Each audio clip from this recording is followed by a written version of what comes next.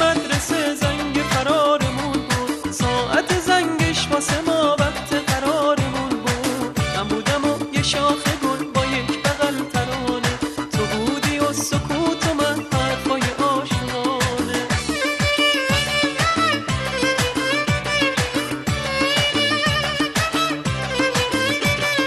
با تو همون یه شاخ گل روی بهشتو میداد، حتی سکوتت واسه من معنی عشقو میداد.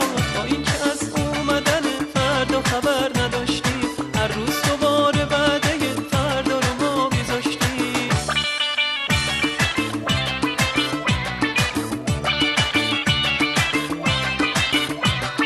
تا که یه روز دوباره ما وقت قرارمون شد، ساعت دلتنگی ما زنگ فرارمون شد. من اومدم سر قرار با لب خشک و سردم، تا تو بیای هزار دفعه حرفامو دوره کردم.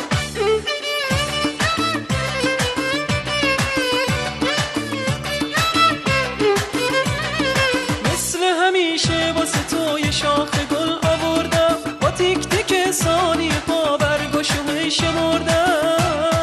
ثانیه ها گذشتن و وعده ما سر اومد، بی خبر از تو موندم و از تو خبر نیومد نیومد نیومد نیومد.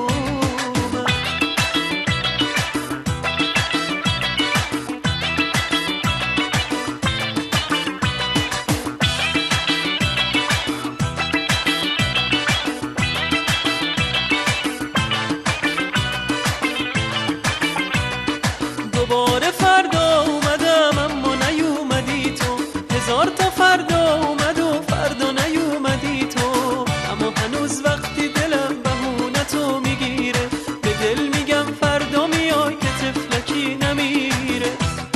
ثانیه ها گذشتن و وعده ما سر اومد، بی خبر از تو موندم و از تو خبر نیومد نیومد.